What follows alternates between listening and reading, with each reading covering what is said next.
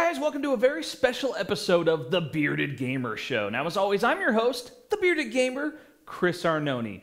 And why do I say this is special? It is the Wii U special. Well, part one of two. It's not every day that we get brand new hardware released, and this one's been a long time coming. And finally, Nintendo had its press conferences detailing prices, release dates, and all kinds of other things for it.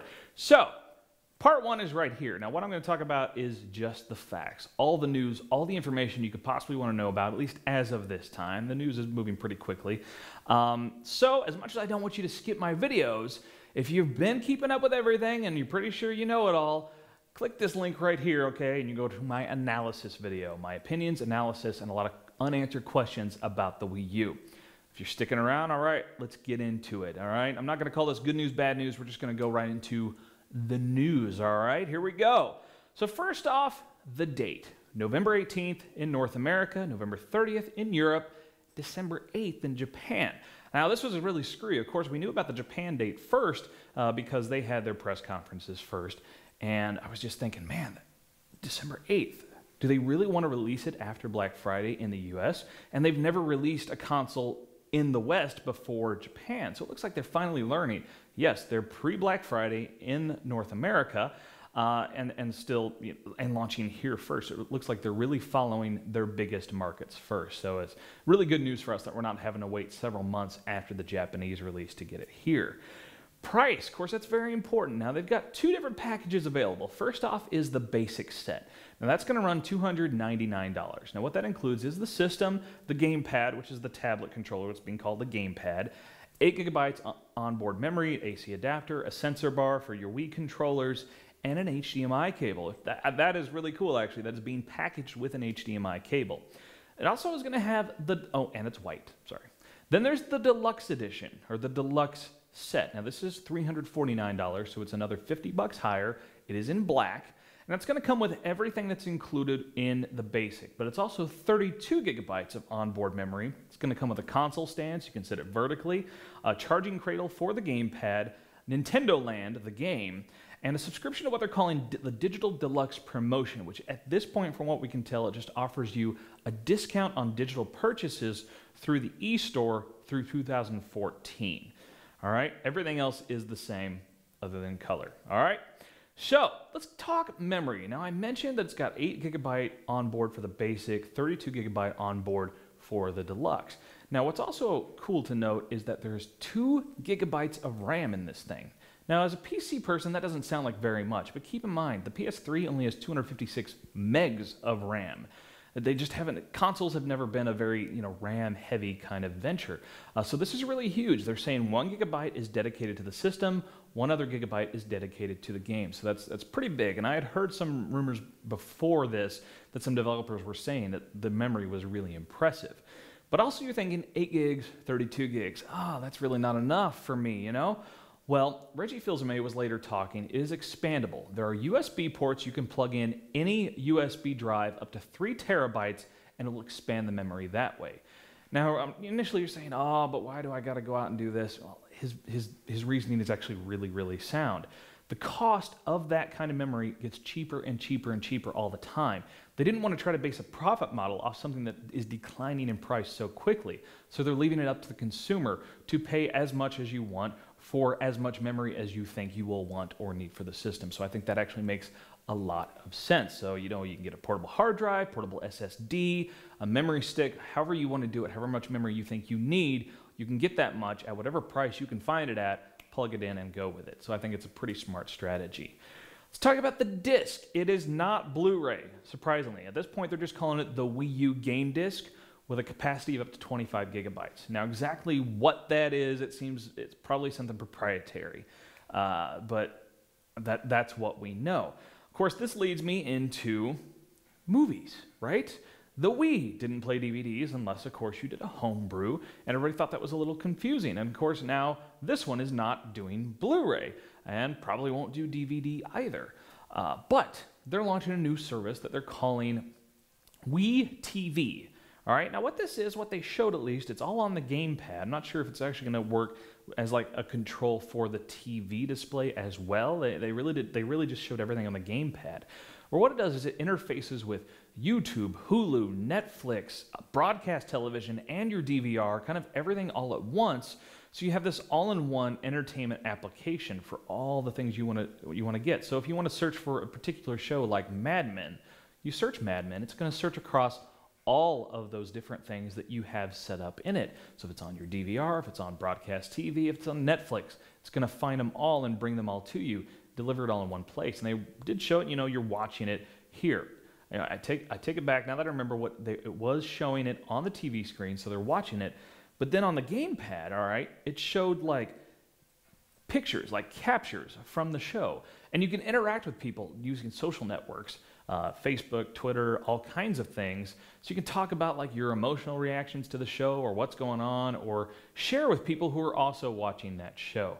So I'm not sure how successful that's going to be. It may be a little ahead of its time, which is actually a really good thing. We'll just have to wait and see. But at this point, it looks pretty cool. And they have come out and said, a little later on, people were asking them, it will work with all major brands of DVRs, because they showed it just with TiVo at the press conference, but they're saying it'll work with all of them. Of course, that makes you wonder, will it work with Google Fiber TV? But of course, if I get that, that'll come with the Nexus 7. So we'll see. Speaking of social networks, okay, now they're launching one with the Wii U called Miiverse. Now, there's not a lot to say about this other than it's a social networking using your Miis on the Wii U. So it's kind of a self-contained social network for Wii U users who still want to be anonymous, because Nintendo and their crazy protecting your identity online thing, which I've got my own issues with that, with anonymity online, but there it is.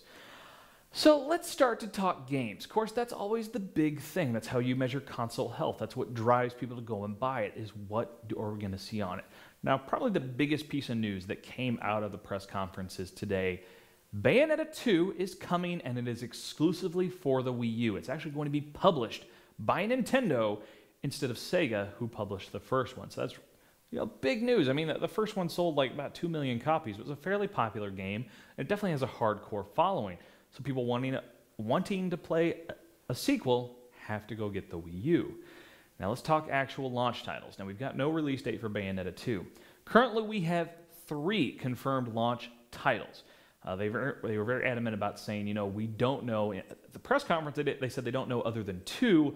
THQ came along and confirmed a 3rd one. So, coming from Nintendo, Nintendo Land is a launch title, obviously, and New Super Mario Bros. U. Now, THQ came out later today and did confirm Darksiders 2, their Wii U version, will be a launch title. But of course, that's just the beginning. Now, as much as I hate it when they talk about launch windows, they're going to talk about launch windows. So, this is the full list at this point of games coming out between the November 18th launch date and sometime March 2013 is what they're considering the initial launch window. And as time goes on, we're going to find out more and more games that will be confirmed as, of course, launch titles coming out the same day. So, here we go. The games. I put them in alphabetical order. There's no favoritism here. Here we go. 007 Legends, little James Bond. Aliens, Colonial Marines. Assassin's Creed 3, big AAA title there. Avengers, Battle for Earth. Batman Arkham City Armored Edition. Now, let people know about that one, though, the actual game is going to be over a year old at that point. Ben 10 Omniverse, something for the younger crowd. Cabela's Dangerous Hunts 2013. Not really my thing there. Call of Duty Black Ops 2. That was actually kind of a big one. They were actually showing that to where 2 people can play at the same time, but instead of doing split screen, one person's using the TV and a Pro controller, the other one was using the gamepad and gets their own screen. So that was actually kind of cool. Disney Epic Mickey 2, The Power of 2. EA Sports FIFA Soccer 13. One where you really don't know anything about it. I don't even have a screenshot for it, really. Family Party 30 Great Games Obstacle Course. That's from D3. Another one, don't really know anything. Funky Barn from 505 Games. Another Nintendo one, Game & Wario. So a little play on Game & Watch, Game & Wario. Game Party Champions from WB Games. Jeff Tailfin from Maximum Games. I'm not even sure where that comes from. Jeopardy! Just Dance 4, always a big third-party seller right there for Nintendo. Madden NFL 13, of course. Mass Effect 3, now we knew about that one. We've seen a lot of cool stuff about that and what that's going to do with the tablet controller. Some nice stuff there. Monster Hunter 3 Ultimate. It's a very, very big one, especially in Japan. I mean, Monster Hunter is probably one of the biggest titles out there. So bringing that one so early to the Wii U, I think, is a very, very good move. Nano Assault Neo. NBA 2K13. Of course, we're going to see a nice plethora of sports games here. Ninja Gaiden 3, Razor's Edge. So we're seeing yet, sort of a Wii U specific version of Ninja Gaiden 3. Pikmin 3, got a lot of big cheers from that one.